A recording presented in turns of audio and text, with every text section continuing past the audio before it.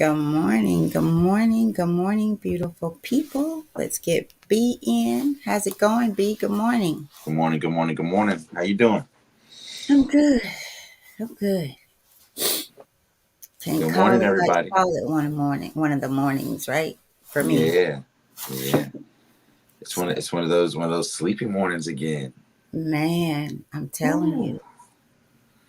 Let me get my It, camera right for you guys, it huh? was it was close this morning, I'm telling y'all. Was it? It was close. There we go. Good morning, everybody, and welcome. Welcome to the In This Season podcast. How's your yesterday, Mom? Hmm. It was good. It Was was it? good. It was good. It was good. I may share something about it later, but it was good for me. I'm in a I don't know. different I'm in a different stage of this transformation that's very, very new for me. New as in certainly new, but oh my gosh, how can I say this? Let me talk about that a little later because I need to be able to put it in a way that I don't say more than I need to say. So, but it was good. The community senior Bible study was an amazing time for me just to be amongst those senior men and women, and to love on them and for them to love on me. It was beautiful. It was beautiful. It was needed. I wish more people would come, and I'm going to help them try to build it up. It was a good number of people there, but it should be packed. Do It you should can you be tell can you tell our viewers what you're talking about? Like what was the that? community. I said the community Bible study. The Yeah. elders So I and, went. and I oh, did that yesterday. I was a speaker there, um, at the senior community Bible study, and my topic was blessed. Use it, and it was a lot of things. It was a lot of things, but the most valuable one to me was to tell them that they are needed with sharing the word of God with us, telling us about their struggles, their growth throughs and all of that. And it was really received. And that was the powerful thing about it. Like, one lady had said, I'm going to be walking around the house saying, I got it and I'm going to use it. So it was beautiful. And another interesting thing, and I need to clear this up. Someone questioned me about, well, not question, they wanted to understand because they thought I meant when I said yesterday that I don't get excited about much. But in that same conversation that we had yesterday, I talked about me being excited about that tree that I saw out while walking, and it Mhm. was a maple tree, old tree that brought me excitement. And I also mentioned just about the grandbabies, how when Zali said, Grandma, you tried to sneak me. Those are things I talked about, and maybe excitement is not the word, it's joy, because they thought I was saying that I don't get excited, that I expect the worst. Interesting that they could think that after listening to me all this time. And maybe the word is not excitement that I should have used, maybe it's joy. And what I explained was it takes a lot. This is what I said. You just can't come up to me with no BS anymore and entertain me, and I'd be entertained by it. It's deeper. I have a level of joy that comes to me from things like the seeing the tree, my the grandchildren, right? Just being able to see them evolve and grow. Brandon and Sella, happy, peaceful, right? Growing in their union together. Those are the things that excite me. So maybe I should have said this: the things of the world does not excite me. I don't care to entertain foolishness. And for so long, I feel like I did. I feel like I, just laughed for the sake of you think I'm supposed to be laughing at your BS or entertained by it. And I also mentioned the BOG, the Black in Governments. And Brandon, while I'm talking, I'm going to get this stream over to you so I can get our people on. Okay, sounds The good. Black um, gig that I used to be before, I would be so excited about just the possibility of going somewhere and like that place and speaking.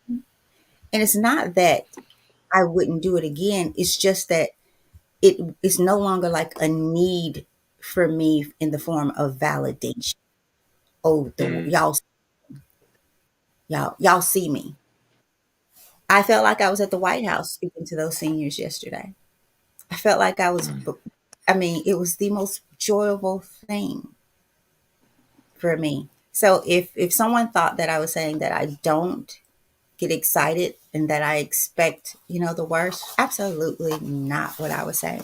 Which is why I again included the story about granddaughter, story about the tree. So I get joy.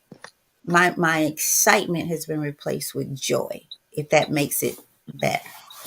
So yeah, I there you remember. I remember you saying that yesterday. Um, that I don't get excited for much, and the first thing I thought about was you at Shelby Farms. go. I thought about that was the very first thing I thought about was you and the tree, you and the Mm. wind, you and the feeding of the birds. And so I think it's interesting to hear you say that. I'm almost like, did I say that? Did I mention that to her yesterday? No, you Because said. I think it depends on what much is, right?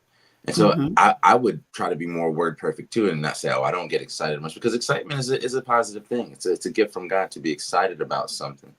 But I think in the context of what you mean, getting excited is you get excited for the right things. You have discernment with your joy.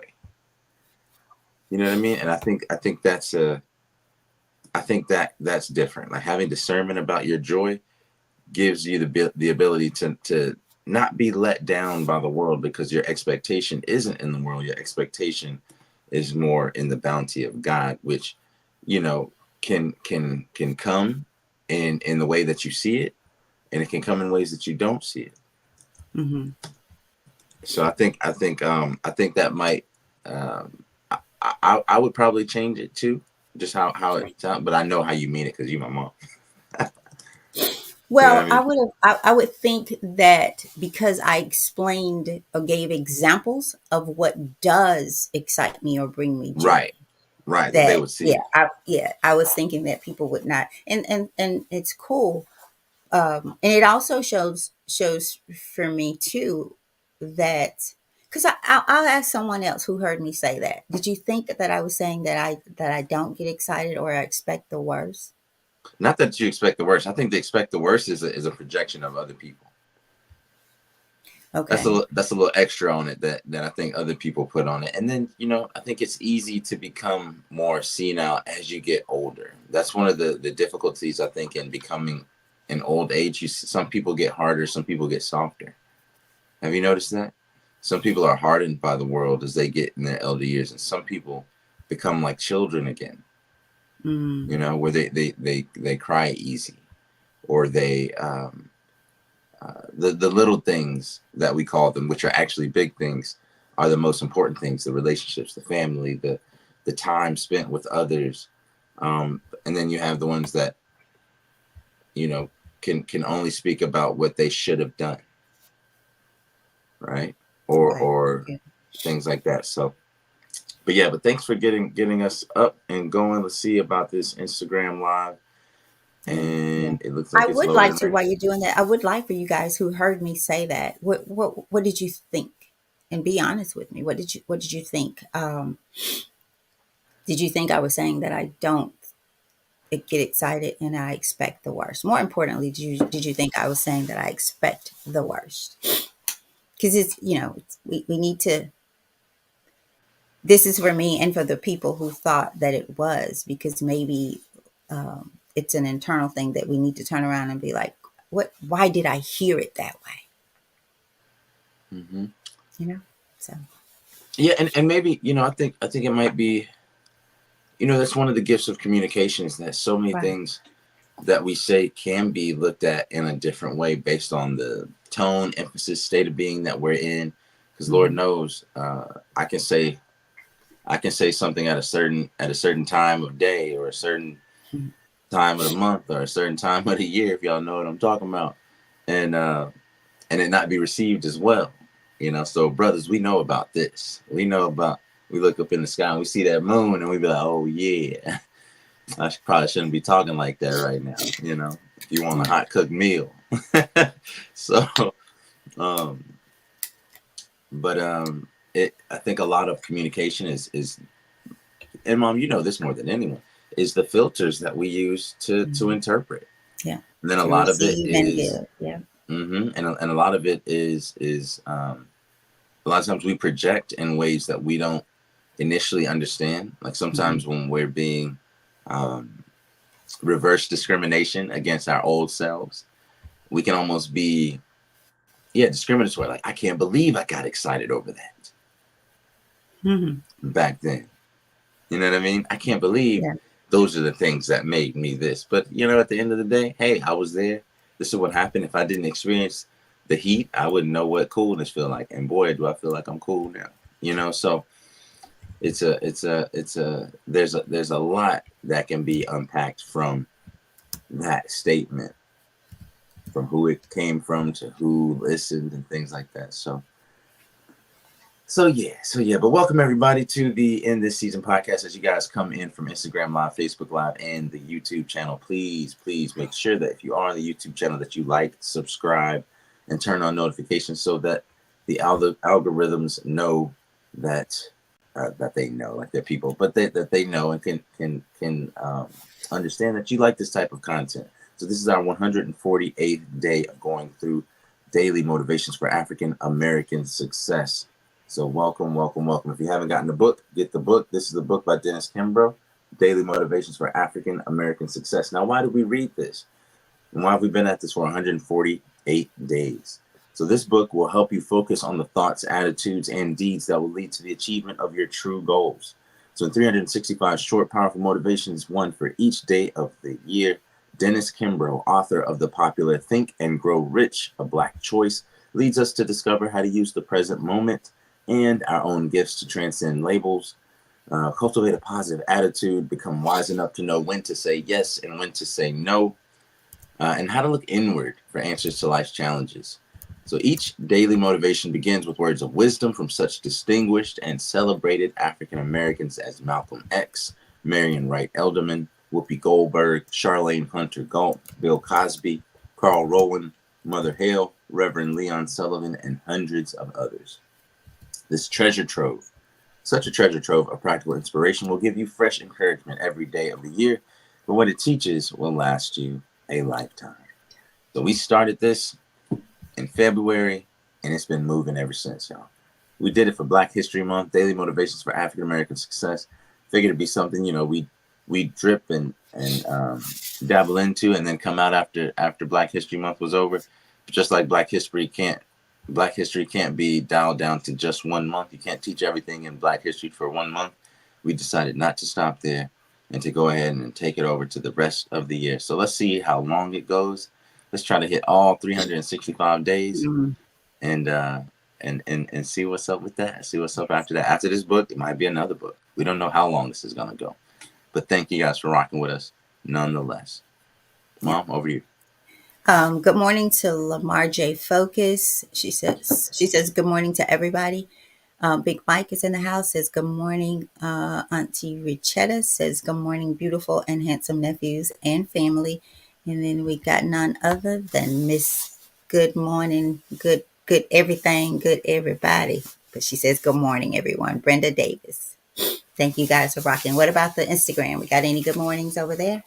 Not yet. We don't have Not yet. anybody in. Not Okay. yet. They usually All come in right. a little late.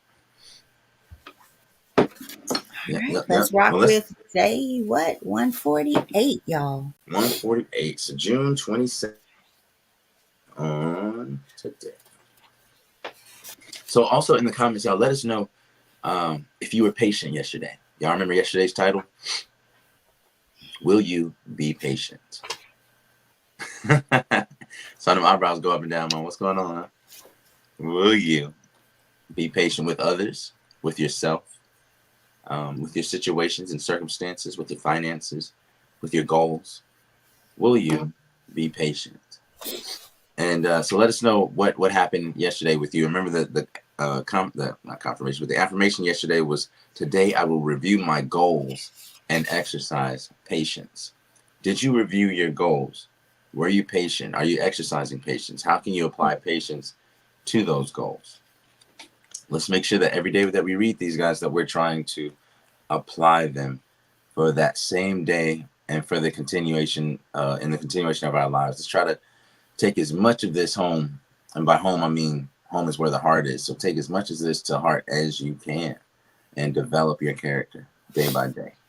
So today, on this June 27th, the title is The Light of My Life. The Light of My Life.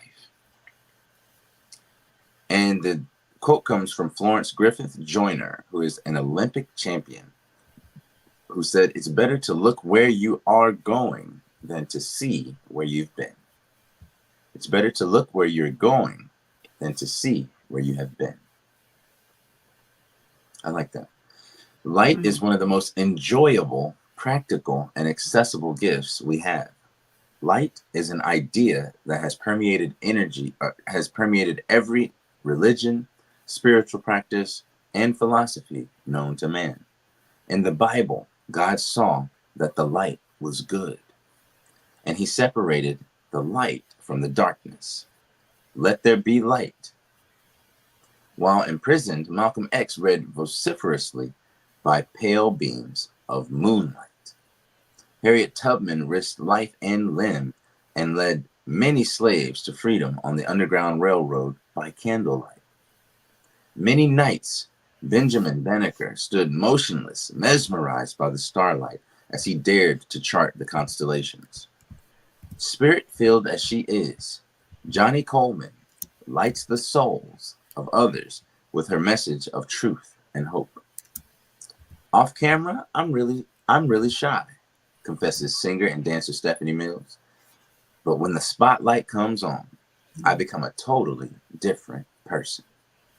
Each day, Marva Collins challenges our youth to dream, aspire, and turn on the, quote, light to their imagination. The multi-talented Winton and Branford Marsalis light up our lives with their soulful melodies of jazz. And as an inspired seminary student at North Carolina A&T University, Jesse Jackson, quote, saw the light and became our voice for reason and justice. I think during this time, I think he was going for president, right? The first thing to remember about light is just that. All we have to do is to be conscious of it. You must simply acknowledge its presence.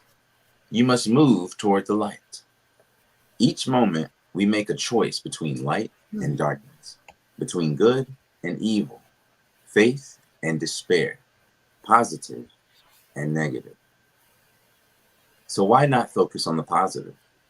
Why not turn on the light that already exists? And so the affirmation or the motivation that we read 3 times, one time for you, one time for me, and one time for the person that you're inviting to tomorrow's 149th day of the In the Season podcast, is today I will spend a few moments in the light of my imagination. Today I will spend a few moments in the light of my imagination. Today I will spend a few moments in the light of my imagination. Over to you, Mom. What do you think about that? Makes me think about when I say, if y'all want the light on, you got to get up and turn it on, right? Mm-hmm. Because if you don't, you're going to remain in the dark. So it is here as well. If the light is not on, then you're allowing it not to be on. You're seeing the darkness. Perhaps maybe you're even seeing or focused on where you've been rather than where you are and want to go. So I like this one. It's a little light, the light of my life. Um, are you amiss the light of your life? Is your internal light on? Right? It made me think about a post that I just did maybe a day or so ago, and I'm going to read it here. And it was talking about just that my light's going to shine anyway. So let me find it here. I remember singing that song, "This Little Light of Mine," as a This little kid. light, yeah. Um, so another good one too. Okay, so I'll find that later because I don't want to waste time on that. But I am going to read this one. Heal so you can see that attention is not love, attachment is not connection, and bare minimum is not effort. I just came across that one. What does it have to do with this, you guys? When you begin to see your light, right, you are healing, and you can also see the light of others. And that light is energy, whether we believe it or not. People will see your light or your darkness. I mentioned the other day that I wish I could go back and apologize to some people that I was around when my light was not on, when the light of my life was not turned on, or that I didn't see it because it was there.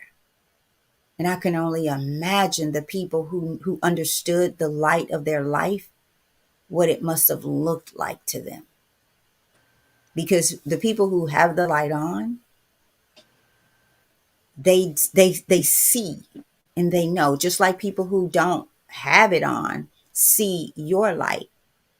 And sometimes they are disturbed by it. Why? Because they know it's within them. But why can't I focus on or get up and turn on the light of my life? Why can't I imagine the light opposed to the darkness so people see that? But the story is that you can. You can. You can. So if you want the light on, turn it on. Be the light. And if you don't know how, study how to be the light of your life. How to understand what that is. Because your choice to keep it not on is working. So try the other way. Try the other way. Um, why not turn on the light that already exists? This is what this passage ends with. Why not turn on the light that already exists? And when doing that, you're turning off the darkness that does exist, that you've allowed to exist in your life. Right? So it's either the light of my life or the darkness of my life. Which is it for you? Which is it? Whichever one it is, it's your choice. You've made the choice to see where you've been, right? Hmm. Than to look where you are going. Because if you keep looking at where you've been, you're gonna always go where you've been. And don't you know when you change, most thing you man, you, most everything change. You lose a lot of people because people in the dark don't want to keep looking at the light if they're not making those same moves in their life. And so they start to see you some kind of way. You start not wanting to do some of the things that you've wanted to do. I was thinking about myself the other day. Y'all, I'm kind of starting to eat everything that I didn't like. And I don't know, that's kind of weird to me. Things that I did not like before in my life, I'm loving now. Like I try to, this is good. And it's not that I didn't try them before. And I don't know if that has anything to do with transformation, like squash. I hated squash. Hmm. I could eat squash every day now. And it's not just squash. It's a lot of little things that I'm noticing. Not even just eating and doing. I'll go back to the joy versus the excitement thing too.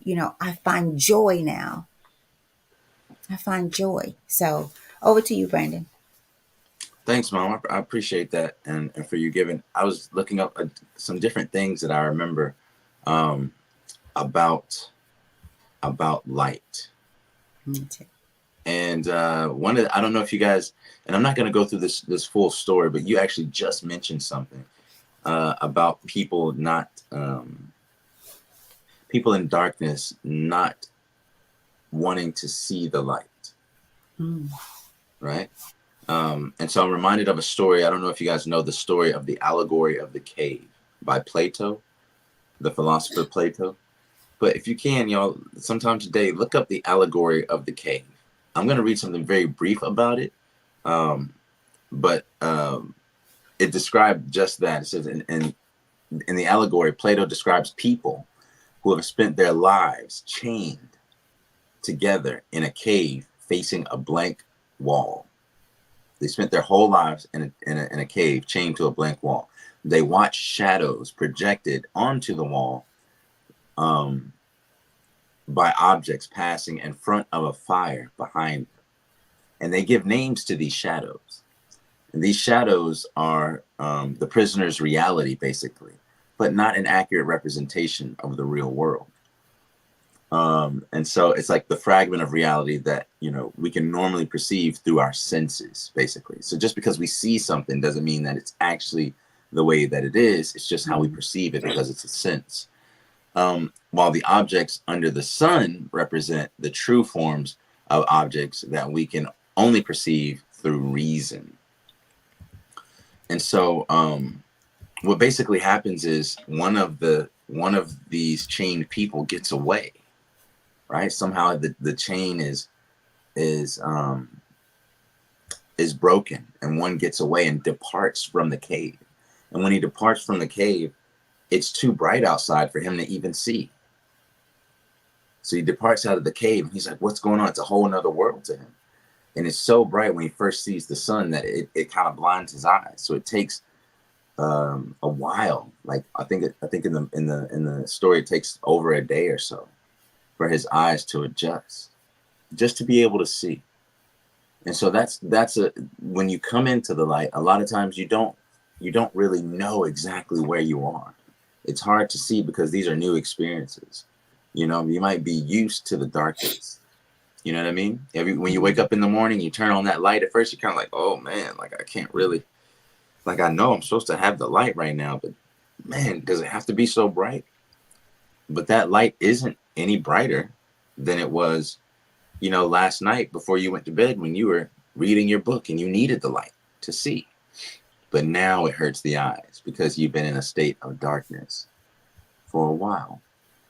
So light doesn't always make us comfortable. And in spirituality and in religions, and speaking of my faith in the Son, light is always looked at as a mercy, and it represents the mercy and the guidance of Allah, the guidance and mercy of the Creator of God. And that's actually one of the names of Allah, one of the names of God, one of the most beautiful names. We say there's 99 names, most beautiful names of God. So like Al-Rahman Ar-Rahim, or like the most merciful, the most compassionate, Malik Yawmiddin, the master of the day of judgment, things like that. But one of those names is Al-Nur,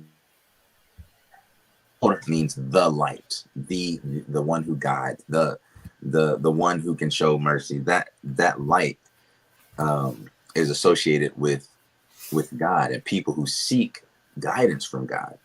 So light can be seen in a bunch of different ways. But anyway, back to the allegory of the cave. When the person goes out and he's actually able to see and his eyes adjust to the light, he no longer he starts to realize that everything that he knew wasn't a proper representation of life.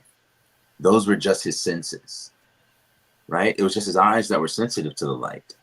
The shadows that he saw weren't real. Those were just, the light bending around actual things that he couldn't see, right? Or being blocked by things that he actually couldn't see. So then he starts to discover the lions, the tigers, or all the animals, the trees, the different parts of creation that he had never seen, and was bewildered by it. It was wondrous for him. And so, what was the first thing that we think once we see the light? Oh man, I got to go tell somebody. I got to go bring my people up. And so he goes back to the cave, finds his way back to the cave in an Mm, attempt to show the light to the ones that were there, right? And so I'll read this short thing. It says Socrates continues, saying that the free prisoner would think that the world outside the cave was superior to the world he experienced in the cave, and attempted to share this with the prisoners remaining in the cave, attempting to bring them onto the journey he had just endured.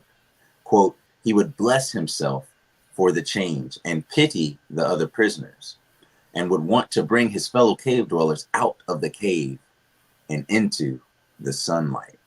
So the returning prisoner, whose eyes have become accustomed to the sunlight, would be blind when he re-entered the cave. You see that? So mm. now that you've been adjusted to the light, when you go back to these dark places, Whew. you're blind, right? He would be blind as he re-entered the cave, just as he was when he was first exposed to the sun.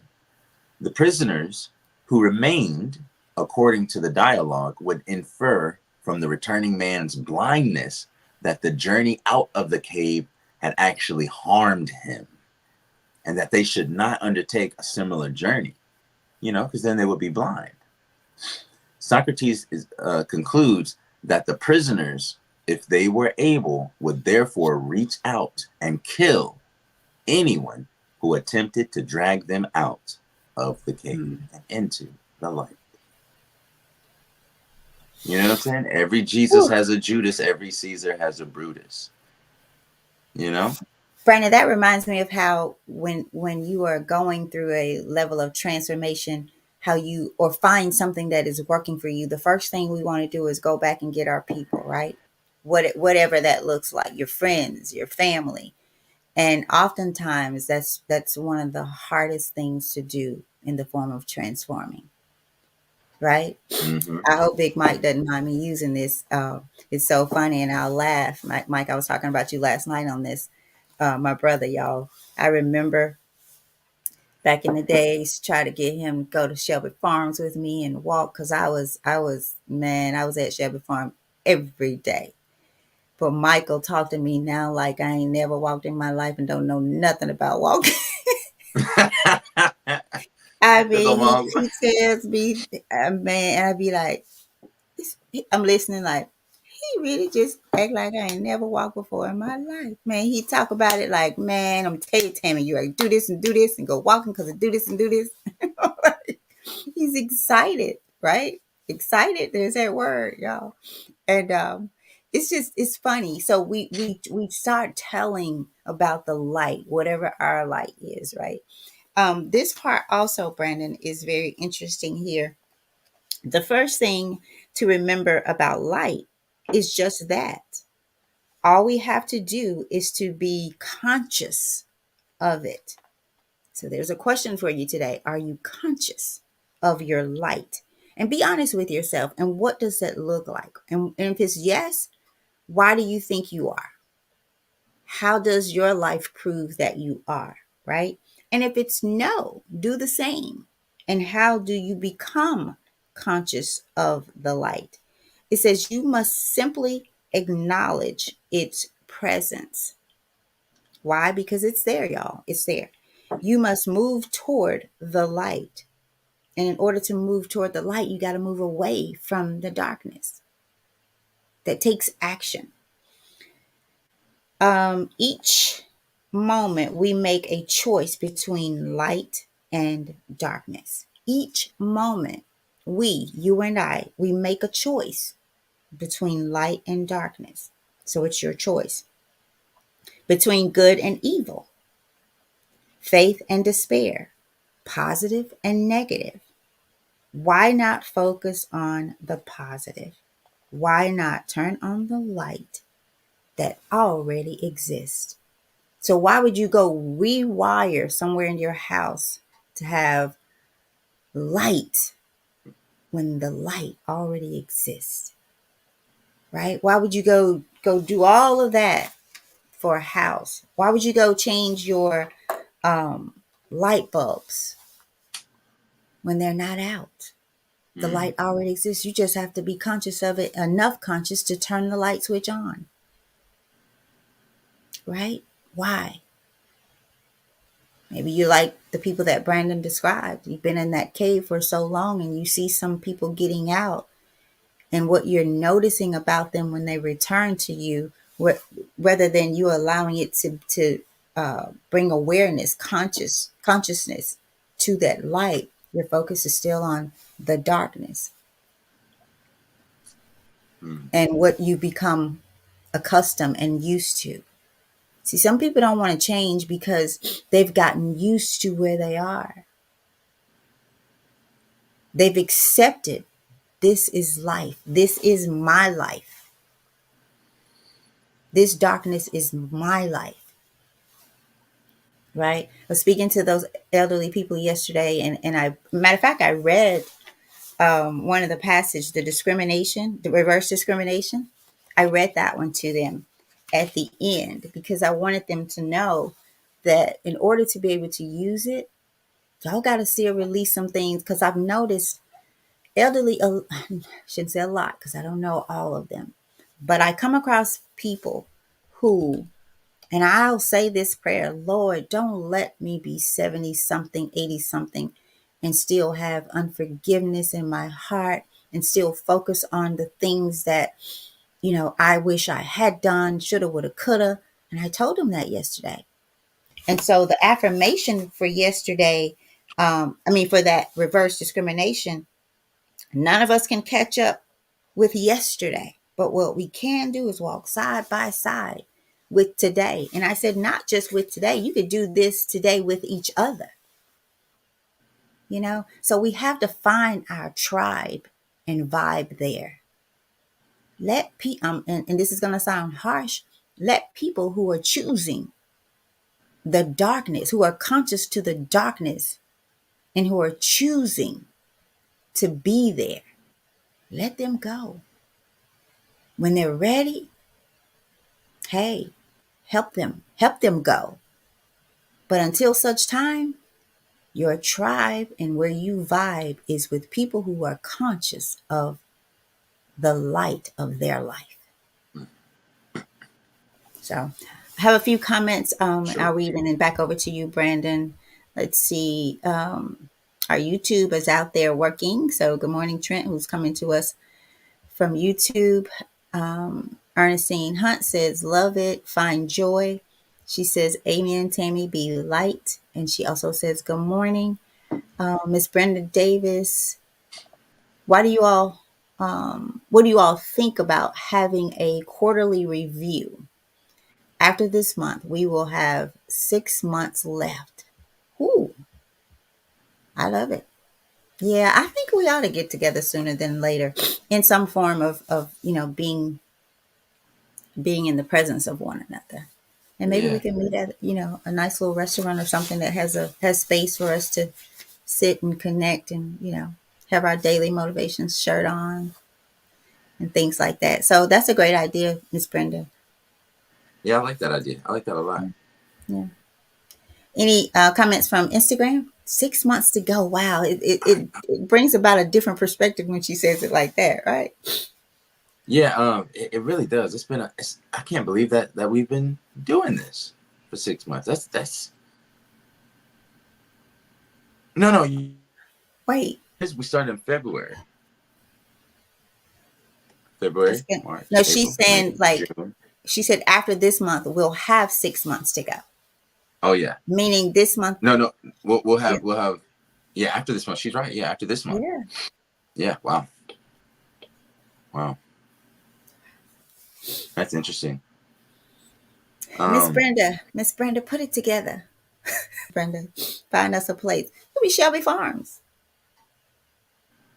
yeah, Shelby or Farms is good. Bartlett Park. Um Um, actually I like Bartlett Park too. I do too. A little bit more secluded, I guess, or I because think everybody that's goes where to they Shelby go Farms. anyway and do their thing, right? You guys might. That's right. Um, so meet and greet Shepherd Farms, get a walk in and have maybe an hour conversation or so about everybody could bring their bag, bring a sandwich, a fruit or something.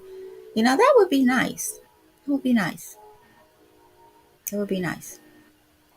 So, I any like I comments like on Instagram no, or we had some from? people come in and come through and listen in, but no comments as of yet. I'm over here looking up um different Quran references to light. Like there's a whole chapter in the Quran, Mm-hmm. um or there's a in Surah 24, there's a an ayat an-nur, or it's called like the verse, and it reads, God is the light of the heavens and the earth. The likeness of his light is as the niche wherein is a lamp, um, or like a lamp in glass, kindled from a blessed tree, an olive that is neither of the east nor of the west, whose oil well nigh would shine, even if no fire touched it, light upon light.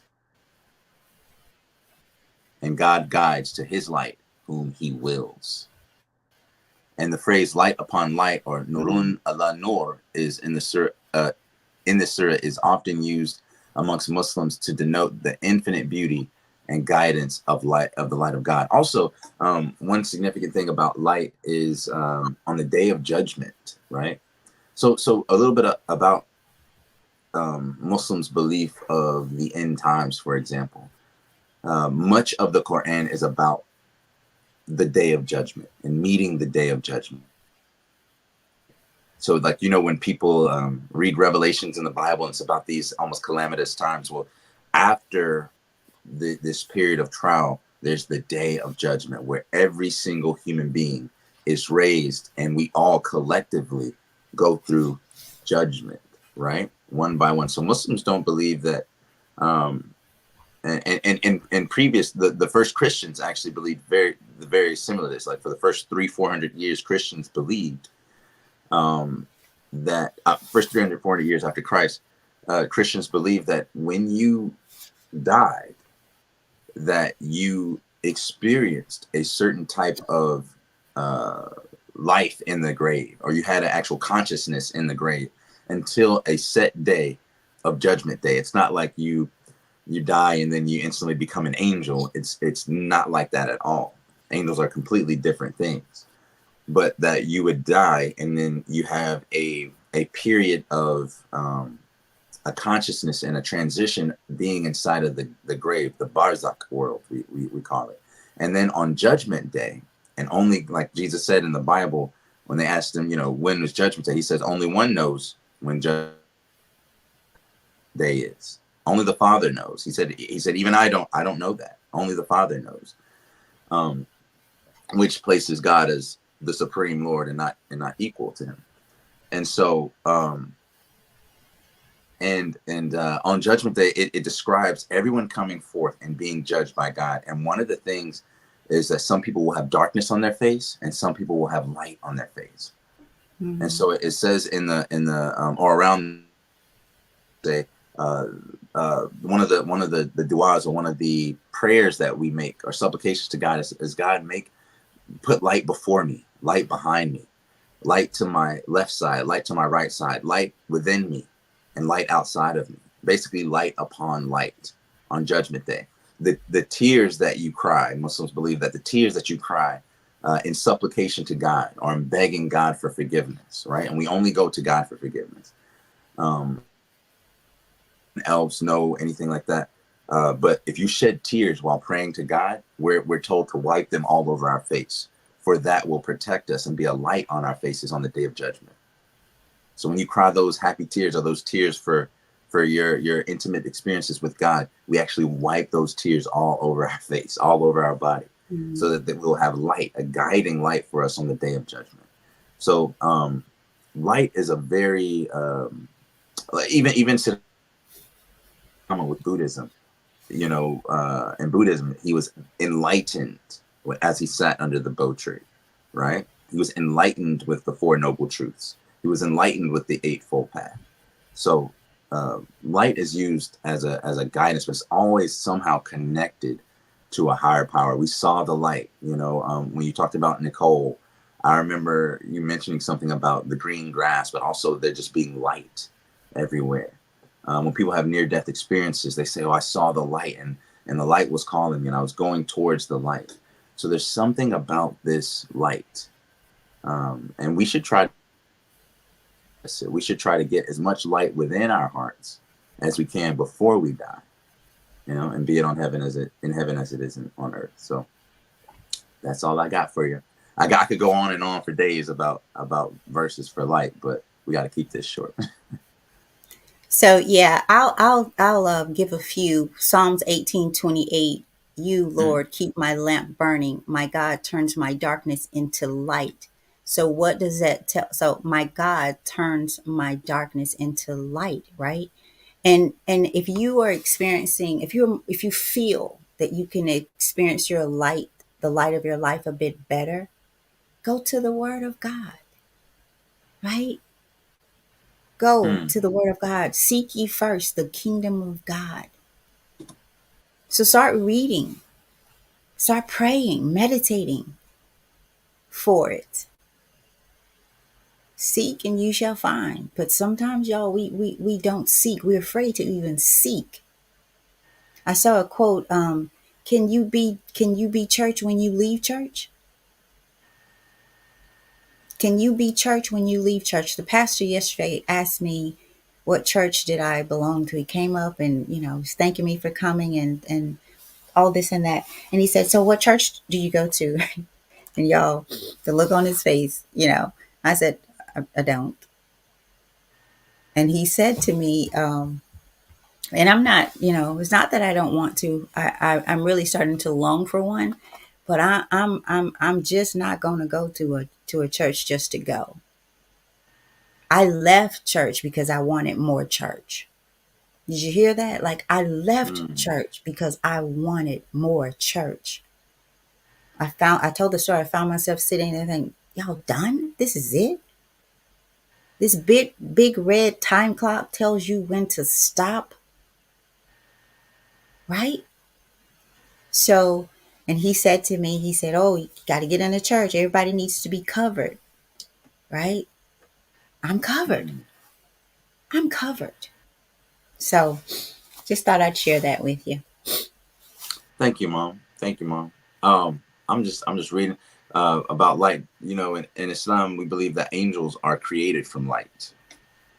Angels are actually created from light. Mankind is created from soil, from earth, and angels are created from light. So I'm really gonna kind of dive into this a little bit today about what light is from a spiritual basis and do some comparative analysis, like we did journeying through the scriptures. I'm gonna look at light in comparison across the Abrahamic faith. So y'all, let us know what you think about today's show. What is the light of your life? And I know in the affirmation or the motivation, it talks about spending a few moments with the light of your imagination. And Mom, you might have to change the affirmation down there. I think there's something missing in it. But it And says, the affirmation? yep, it says, "Today I will spend a few moments in the light of my imagination." Okay. In the light of my imagination. Yeah, today I will spend a few moments in my imagination, in the Okay. light And the of my light. imagination. So, what Oh, is the light of your imagination? It's something like, where are you placing your consciousness? Right? Are you and because wherever you place the light, whatever you highlight, basically, whatever is the highest light, that's what's shining. That's basically what you see the most inside of your life, of your consciousness, of your awareness. So, in your mind's eye, in your imagination, where are you shining the light? What direction are you going? Right? Pray for light upon your face, inwardly inside of your heart, outwardly, so that you can see what's coming before you. Right? And with light, you can see. And I'm going to describe one more thing before we go. Do you know how if you imagine an ant on the ground, imagine an ant smells food, right? Let's say I drop a piece of bread, and the ant can smell food. and it has a sense of where this food is due to its smell. I see the ant and I see the bread. To the ant that has to march a long distance in order to get to this bread that it can sense, the bread is in the future, right? But to me, I can see the ant and the bread. The bread is in my presence. We're all in the same place. But to the ant, the bread, that the food is in its future. But to me, it's right there because I can see it. But the ant can't see it, sense it. But it doesn't mean that the bread isn't there just because you can't see it. It doesn't mean that it doesn't exist. There's just only so much light that your eyes are privy to where you can sit, you can actually see it right there, right? So oftentimes that's how I imagine that it is with God. Like just because you sense your success, you sense the manifestation of something, of a blessing that God might have for you. You know, you your achievement, you sense the fruition of a goal that you have set, but you don't see it. It doesn't mean that it's in the future, because God could see that and say, no, you have it. The ink from the pen of decree is already dried, whether you perceive it or perceive it not. And so just because you can't see what that success is doesn't mean that you don't have it. And that's what the internal light is, right? It doesn't mean it could be right where you are. You just have to understand it, have the light within you to trust it. And that's what faith looks like. So even though I Amen. can't see it, I know it's there. Even though I can't see it, I know it's present with me. It's not a part of my future. It's here and now. So go ahead with your mind's eye and shine that light on whatever it is that's your goal, and shine and ask for God's guidance, which is God's light, to be able to show you and for you to be able to see more beyond what the eyes can see. Beyond what the eyes can see. Okay? So I love y'all very much. Appreciate y'all for rocking with us today. If Mom, you don't have anything, the title is The Light of My Life. And the quote comes from Florence Griffith Joyner, the Olympic champion, who said, "It's better to look where you are going than to see where you have been." And as we go to close, we get the affirmation for today and our own self-encouragement to say, what you read: one time for you, one time for me, and one time for the person that you're inviting to the conversation tomorrow. And it reads as follows: today, I will spend a few moments in the light of my imagination. For the second time, today, I will spend a few moments in the light of my imagination. And last time, today, I will spend a few moments in the light of my imagination. So go off today and light the way. God bless Amen. you guys. We'll see you tomorrow on the 149th day of the In This Season podcast. Again, if you can, if for no other reason, but please, just to help us get these numbers up, go and like today's video on YouTube. If you haven't liked today's specific video, go and like it on YouTube if you can, and support and share this video with someone else and ask them to do the same. Turn on those notifications, like this particular video. Go through all our videos if you can and like them one by one if you have a minute, just to show us, to give us a little bit of extra. We don't charge anything for this, and I don't think it's too much to ask for you to do a little click for us. All right, so we appreciate y'all so much for rocking with us, and we hope to see you again tomorrow. Peace. Peace. Y'all be great.